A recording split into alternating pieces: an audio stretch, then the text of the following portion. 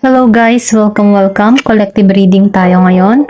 Tingnan natin kung anong energy ng person mo. Give me the message for collective. Be open-minded, hindi halos lahat makaka-resonate. Piliin nyo na lamang, and thank you nga po pala sa mga nag-subscribe at sa mga bumabalik. Thank you po. Sa mga nagtatanong po, hindi po ako nagpa-personal reading, kaya ingat po tayo sa mga scammer, okay? Start na ako. Give me the message for collective, please. Meron ka ditong Knight of Swords, reverse.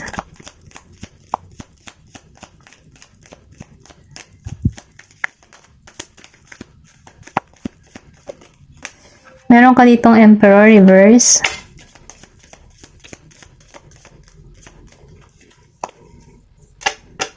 Give me the message.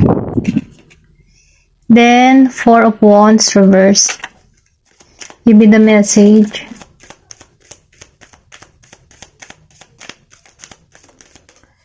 Meron ka dito, Page of Swords. Give me the message for collective. Meron ka ditong Six of Swords upright. Meron ka ditong Ace of Pentacles, reverse. Then, Ten of Cups, reverse. Okay. Tumalsik to. The Star.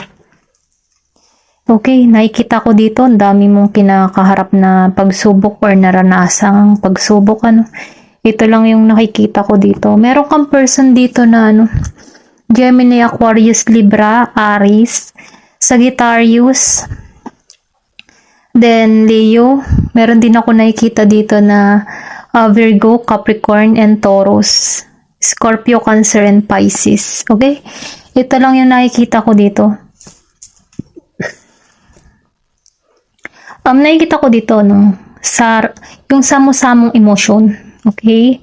Nafe-feel ko dito na, marami ditong nabigong, yung tipo na nabigong pangako sa'yo ng person mo, or pwede rin sabihin ikaw, binigo mo yung person mo. Mahalin piliin nyo na lamang sa dalawa. Nakikita ko kasi dito na yung person mo dito, hindi nagkaroon dito ng matagumpay na samahan, matagumpay na pagkikita, or matagumpay na relasyon, nafe-feel ko din dito na kasi lahat naka-reverse Ito lang yung nakatayo at itong star, okay?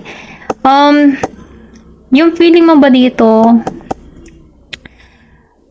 yung natalo ka, pero kahit natalo ka, inalisan mo to na ang bigat-bigat, okay? Yung feeling disappointed ka sa lahat na nangyari sa'yo, lahat na sayang, hindi na ibigay yung mga pangako, yung offer na inilalahad sa'yo, hindi mo siya nakamit. Hindi ka nagtagumpay dito. Kasi yung person mo dito, marami pa siyang gustong gawin, may pagka-narcissist pa siya, yung tipo na, explore doon, babae doon, babae dito, lalaki diyan, lalaki doon. Ganun ba? Ganun yung energy ng tao na to. Cheat diyan, cheat dito, may pagkasinungaling, ganun. Itong tao nito, wala tong action na ginagawa sa'yo, okay? Maybe, alam mo yung tipo na ginusting ka, tinakasan ka nang walang paalam, walang pasubali sa iyo, or pwede ring sabihin na bigla na lang nawala, iniwan ka sa ere, na yung pangako na binitawan ay hindi natupad, okay? Marami siyang pangako na ibinigay sa iyo na etso ganyan, kakasalan ka, or gusto niya magkaroon ng yung mga plano ba niya. Marami siyang planong binubuo sa iyo, pero hindi niya natupad yung mga plano na iyon. Nawala siya na parang bula. Okay, ito na yung nafe-feel ko. Then, dumating sa point dito na ikaw, hindi mo alam kung ano yung mararamdaman mong emosyon, galit, samo-samo, galit, lungkot, hirap, ganon. Ito yung nafe-feel ko dito sa Page of Swords. Hindi mo alam kung paano magsisimula muli, hindi mo alam kung paano aalisan yung ganitong pakaramdam. pakiramdam mo dito, talunan ka, okay? Then, nakikitaan ko dito na inalisan mo to na sobrang bigat ng kalooban mo, tinahak mo yung landas na, alam mo yun, magkaibang direksyon. Lumihis ka na ng landas mula sa tao nito. Kumbaga, tinanggalan mo itong tao na ito ng sobrang bigat ng kalooban, okay? Pasensya na lang sa tunog ng aso, huwag niyo na lang pansinin, no? Pero ganun pa man, nakikitaan ko dito na kahit marami kang pagsubok na kinaharap sa tao nito, maaalisan mo to, okay? Kasi narito si Star, okay? Nafe-feel ko dito na pwede nangyayari to sa'yo ngayon or pwede ring tapos na to sa'yo ngayon. Piliin nyo na lamang, dahil nakikitaan ko dito na in the future, ito yung naghihintay sa'yo, tagumpay. Nakikitaan ko kasi dito na marami kang hiniling sa tao nito na maging matagumpay kayo, pero nag-failed yung relasyon na meron kayo. Maraming nasayang, okay? Kung makikita mo dito, ang daming nasayang. Pinagbuhusan mo siya ng panahon, pero nasayang. Pero ganun pa man, dahil lumabas si The Star, may dahilan kung bakit mo nararanasan ito dahil merong mas mainam na blessing na naghihintay sa'yo, okay? Kumbaga, sabihin natin na itong nangyayari sa'yo ay may dahilan, or sabihin natin na para lumago ka. Or sabihin natin na merong mas higit na magandang plano sa'yo ang Diyos, kaya ka tinanggal sa posisyong ito, okay? Sinasabi dito na magikang positibo. Kahit may mga masasakit kang nararanasan, magtuon ka sa positibo dahil yung taong yun ang nawalhan, hindi ikaw, okay? Tingnan pa natin kung ano yung iba pang mensahe, kasi lumabas si The Star. Kung ano man yung mga hinihiling mo, matutupad yan, masasakatuparan yan, kung ano man yung gusto ng puso mo. Kasi nasa yung alas ikaw yung The Star, ikaw yung tagumpay. Okay? Yun na lang ang palagi mong isipin, magtatagumpay ka. Tingnan pa natin dito kung ano pa yung mensahe para sa'yo.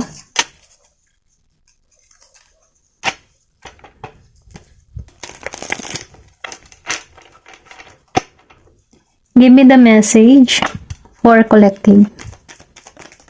Okay, meron ka ditong Three of Cups upright. Meron ka ditong the Fool upright.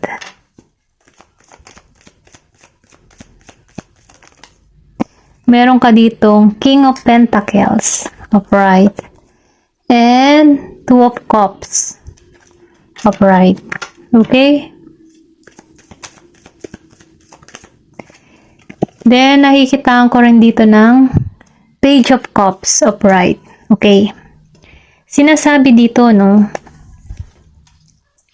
bagamat marami kang karanasan na na-disappoint ka sa person mo, ito yung naghihintay sa'yo, okay? Meron dito na, kasi lumabas ng The Star, so ibig sabihin na magtatagumpay ka sa huli, okay? In the near future, ito yung makakamtan mo, The Star. Kasi nakikita ko dito na mayroong bagong partnership na naghihintay sa'yo. May offer na parating sa'yo. Isang tao na equal yung pagmamahal. I think Leo energy ang tao na parating sa'yo, or pwede rin sabihin isa kang Leo. Then, nakikita ko rin dito na meron din ditong parating na Virgo, Capricorn, Taurus, na kung saan siya yung tipo ng tao na stable na financially, stable na rin siya sa katayuan niya sa buhay, marami na siyang naipundar. Itong tao na ito ay talagang marami ng kinaharap na pagsubok at nalampasan niya yung mga pagsubok niya sa kanyang buhay. Then nakikita ko rin dito na itong taong ito ay romantiko. Talagang offer of love ang ibibigay ng tao nito, may teamwork and may friendship, na kung saan itong tao nito ay free spirit. Kumbaga hindi to natatakot na sumulong, okay, kung ano yung naghihintay sa kanya. Hindi siya natatakot mag-explore kung ano man yung darat na niya sa lugar na iyon. Siya yung tipo ng tao na nagtitiwala sa Diyos, okay, yung tipo na kahit bangin na, kung titignan mo, kahit bangin na yung kanya, masaya pa rin siya kasi wala siyang pakialam Kasi alam niya, ligtas siya kahit saan siya magpunta. Okay, ito lang yung nakikita ko. Siya yung tipo ng tao na manlalakbay or pwede ring sabihin na mahilig to mag-explore, mag-travel, or pwede ring sabihin na ito yung larangan ng trabaho niya, travel. Okay, pwedeng seaman or sabihin natin ano ba yung mga travel sa airport, mga nagtatrabaho sa mga ganon. Then, napipil ko din dito or pwede rin sabihin makilala mo to sa pagbabakasyon mo or mga tourist, mga ganyan, okay? Pero ganun pa man, ito yung tipo ng tao na good provider. Hindi ka nito gugutumin, hindi gugutumin yung pamilya mo. Kasi meron din ako nakikita dito yung iba sa inyo single parents, okay? Pero ganun pa man, kahit meron ka pang dala-dala na anak, hindi tanggap ng tao nito. Kumbaga, hindi niya ituturing na iba yung anak mo. Aakuin niya yung responsibilidad bilang partner mo, ano? Kumbaga, siya yung magiging ama sa magiging anak mo. Okay, ito lang yung nakikita ko. Kasi itong tao nito, malawak yung pangunawa niya, malawak yung kumbaga, yung tipo na tao ba na masayang kasama. Naiintindihan niya yung sitwasyon na meron ka. Ganon. Hindi to basta tao na ida-down ka kasi merong kakulangan sa'yo. Tanggap nito yung kakulangan mo. Tanggap nito kung ano ka at kung anong meron ka. Ganon. Ito lang yung nafe-feel ko kasi nakikita ko dito na mahal ka ng tao nito. Ito yung patungo sa'yo. New person. Mamahalin ka ng tao nito. Passion itong tao nito. At nakikita ko rin din dito na totoo tong tao na to. Okay? Kasi ito yung naghihintay sa'yo, the star. Merong malaking pagbabago na parating sa'yo. Okay? Tingnan pa natin kung ano pa yung mensahe para sa'yo. Give me the message for collective. Meron ka dito na I like you, okay? Meron dito talagang magkakagusto sa'yo. Gusto ka nitong makilala, gusto nitong alamin or gusto nito yung malalim na connection, kilalanin kang mabuti, okay? Kasi gusto ka ng tao nito. Unang kita pa lang ng tao nito, gusto ka, magugustuhan ka talaga nito, okay? Then, nakikita ko rin dito, ascending, mararamdaman mo dito na alam mo yun, lumalago ka, malalampasan mo yung mga hadlang or pwede ring sabihin na kahit marami kang pagsubok na kinaharap, pag nakilala mo tong tao nito, mababaliwala lahat yung pakaramdam mo sa past mo kasi may iisip mo dito, kaya pala ako tinanggal sa past nito dahil ito pala yung naghihintay sa akin. Maunawaan mo dito yung sitwasyon. Then, mapipil mo din dito yung panibagong chapter ng buhay mo na merong galak at saya, may kilig, okay? Totoong romansa, romantic, yung mga ganun ba? Malalim na connection. Then, nakikita ko rin dito, sinasabi dito, mag-prepare ka kasi hindi mo to aasahan, okay? Hindi mo aasahan yung makilala itong tao na ito. Pwede rin sabihin, ipakilala ka ng mga kaibigan mo sa tao na ito, or pwede rin sabihin sa larangan ng online dating, or pwede rin sabihin na bigla mo na lang tong makilala sa isang lugar, sa mga gatherings na pupuntahan mo, mga party, or sabihin natin ng mga weddings, mga ganun ba. Hindi mo kasi alam kung paano natin makikilala yung isang tao, or pwede rin sabihin na si universe na yung kikilos para sa'yo, si God na, yung mga angel na kikilos para sa love life mo, okay? Kasi nakikita ko dito na sobra ka talagang nasaktan. Ganon. Hindi ka sinipot ng person mo, iniwan ka sa ere. Ito lang yung nakikita ko in the past, or pwede rin sabihin ito yung nangyayari sa'yo ngayon. Meron kang tao na maloko, hindi kanya sineryoso. Lumabas to, sabotage. Kumbaga, meron ka ditong tao na, sinabotahe ka. May panlilin lang na naganap sa connection nyo. Pwede rin sabihin na pinaasa ka sa mga maling pangako ba? Pinaasa ka sa mga pangakong napako. Then, girl, to ka, nandito ka na sa moving on, or pwede rin sabihin na it's time to moving on na.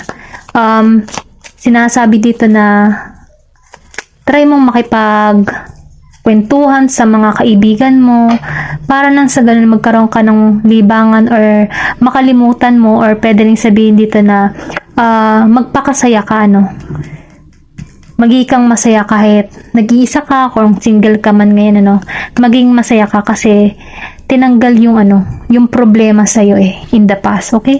Meron ditong not enough.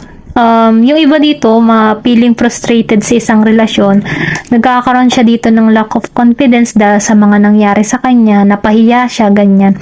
Pero ganun pa man, sinasabi dito, tanggalan mo to, yung pag-iisip ng negatibo, kasi yung pag-iisip ng negatibo, hindi yan makakatulong para sa'yo, kasi yung self-esteem mo na babae, kapag ikaw mismo yung nagda-doubt sa iyong sarili. Kaya mas mainam palakasin mo ng loob mo, i-encourage mo yung sarili mo, no, na tanggalan yung mga masasakit na nangyari sa iyo, mag-isip ka ng positibo at humanap ka ng panibagong hobby. At huwag kang mainggit sa relasyon ng iba na meron sila na masaya siya.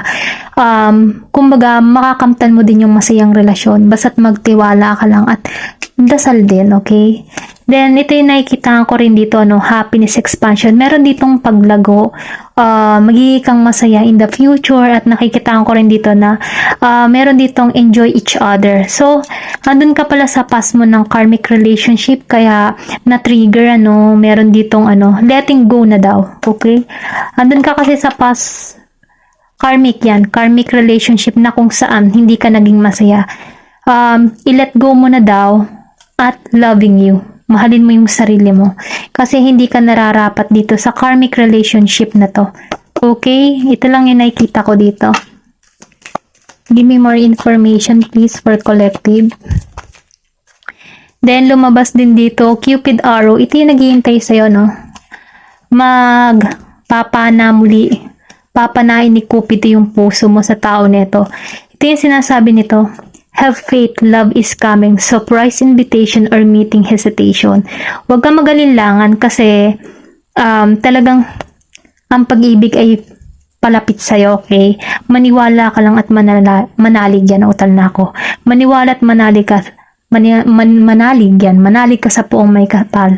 Kasi once na nananalig ka sa puong may kapal, ito yung ito yung nais ng puso mo. Kung ano man yung nais ng puso mo, ito yung ma-attract mo, okay? Kaya maniwala ka at magtiwala ka sa process ni God. Let go and let God, okay? Kahit single ka, magiging kang masaya kaysa naman sa may karelasyon ka ng punong-puno ng paghihirap, san ka, okay? Yun lang yun eh. May relasyon ka na ikaw ay nagsasakripisyo. Ayan. Nautala naman ako. Ikaw ay magsasakripisyo na sobra kang nasasaktan. Or single ka na kahit wala kang relasyon, payapa naman ang isipan mo. Doon ka mamimili okay? Dahil once na kahit single ka at inaayos mo ang sarili mo, minamahal mo yung sarili mo, hindi mo namamalayan. Pag hindi mo na hinahanap, dyan dumarating ang totoong pagmamahal, okay? Ayun lamang Thank you for watching and love and peace.